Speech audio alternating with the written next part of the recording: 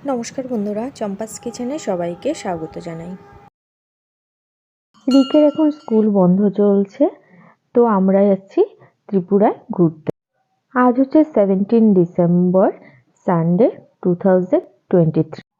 সানডেতে যেহেতু school, college, office আদালত সবই বন্ধ থাকে, তো মায়ের ইচ্ছে হলো আমাদের সবাইকে নিয়ে এবারে ত্রিপুরার কয়েকটা মন্দির বা দর্শনীয় তীর্থস্থান ঘুরবে। তো আমরা প্রথমেই আজকে যাচ্ছি বিশালগড়ে অবস্থিত কসবা কালীবাড়িতে। কথিত আছে মহারাজা ধন্যমাণিক্য এই কসবা কালীবাড়ি নির্মাণ করেন। মহারাজা ধন্যমাণিক্যের স্ত্রী কমলা দেবীর নাম করেই কিন্তু কসবা কালীবাড়ির যে কমলা সাগর বা কমলা দিঘি রয়েছে, এই দিঘিটার নামকরণ করা হয়। প্রতিদিনই মন্দিরে পুজো আর্চা হয় আর দর্শনার্থীদের ভিড় হয়।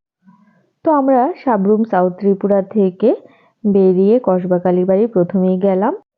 এই যে কমলা সাগর দিঘিটা দেখতে পাচ্ছ, এর তিন দিকেই কিন্তু রয়েছে বাংলাদেশ বর্ডার। গাড়ি থেকে নামার সাথে সাথে দিঘির ওই পার থেকে ভেসে আছে ট্রেনের শব্দ। সকাল সকাল যে কোনো মন্দিরে পুজো দিতে বেশ ভালো লাগে। আমরা 10:45 নাগাদ কসবা কালীবাড়ি পৌঁছে গেছি। গেট দিয়ে ঢুকতেই রয়েছে বিশাল বড় এক বট গাছ। হাতের ডান পাশে রয়েছে কমলা সাগর। প্রথমে এই দিঘিতে মাথায় জল দিয়ে হাত মুখ ধুয়ে আমরা প্রসাদ কিনে মন্দিরে পুজো দেওয়ার জন্য যাব। এই দিঘির সামনে আসলেই দেখতে পাবে নানা ধরনের পরিযায়ী পাখির ভিড়। লোকমুখে শোনা কথা, রাজা যখন এই দিঘি খনন করেন তখন নাকি দিঘিতে জল উঠছিল না। নানা জায়গা থেকে পুরোহিত এনে গঙ্গা পুজো দেওয়া হয়েছিল, তাও নাকি জলের দেখা মিলছিল না।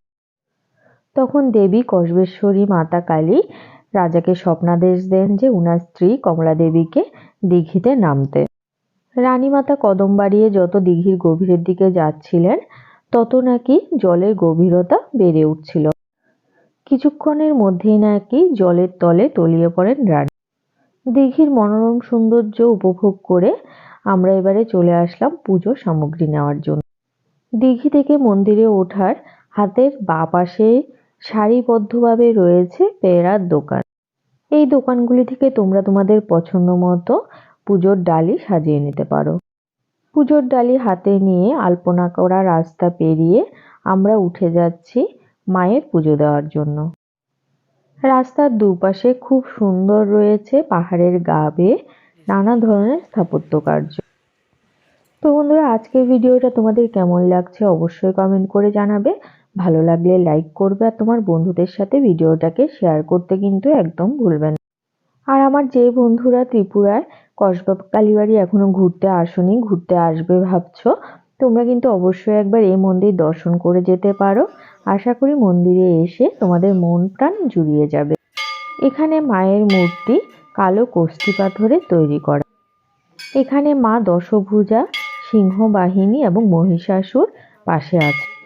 মা দশভুজা সিংহবাহিনী হলেও যেহেতু মায়ের চরণতলে রয়েছেন শিবলিঙ্গ, সেই জন্য মাকে এখানে কালী রূপেই পূজা করা হয়। অপরূপ সুন্দর এই মায়ের মূর্তি। মায়ের জিভ, নাক, চোখ সবই রয়েছে সোনায় মোড়া।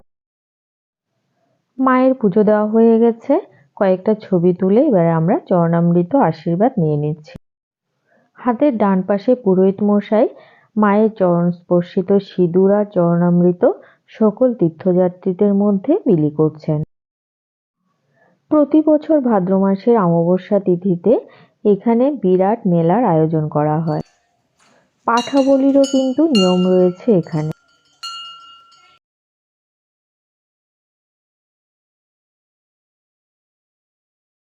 মন্দিরের সামনেই রয়েছে নাট মন্দির আর এখানেই রয়েছে ফাঁড়িকাঠ। এই ফাঁড়িকাঠের মধ্যেই কিন্তু পাঠা বলি দেওয়া হয়। ভক্তদের মানসী পাঠা ছাড়াও কিন্তু প্রত্যেক অমাবস্যায় সরকারিভাবে একটা করে পাঠা এখানে বলি দেওয়া হয়। মন্দির থেকে নামার পথে হাতের ডান পাশের এই বড় গাছটার মধ্যে অনেকে মানত কামনা করে কিন্তু সুতো বেঁধে রাখে। মায়ের মন্দির থেকে নাক বরাবর দিঘি দেখা যায়। মন্দির থেকে নামার বাঁ পাশে রয়েছে ক্যাফেটেরিয়ার ব্যবস্থা। হাতের বাঁ পাশে রয়েছে ক্যাফেটেরিয়া, ডান পাশে রয়েছে সারিবদ্ধ পেয়ারা দোকান। মায়ের দিঘি থেকে মন্দির অবধি মাঝখানে রাস্তা রয়েছে আলপনায় সুসজ্জিত। কসবা কালীবাড়ির এই অপরূপ সৌন্দর্য আমাদের সকলের মন কেড়ে নিয়েছে। তো আজকে যেহেতু সানডে, আমাদের প্ল্যান আছে ত্রিপুরার 6টা দর্শনীয় স্থান ঘুরে দেখব। তো প্রথমে তো তোমাদের কসবা কালীবাড়ি ঘুরে দেখালাম, তারপরে আমরা কোথায় কোথায় যাচ্ছি সেই ভিডিওগুলো অবশ্যই কিন্তু তোমাদের সাথে শেয়ার করার চেষ্টা করব। তোমরা পরবর্তী ভিডিওগুলোতে চোখ রাখো। আজকের ভিডিওটা ভালো লাগলে চম্পাস কিচেনকে সাবস্ক্রাইব করে পাশে থাকা বেল আইকনটা অবশ্যই প্রেস করে দিও।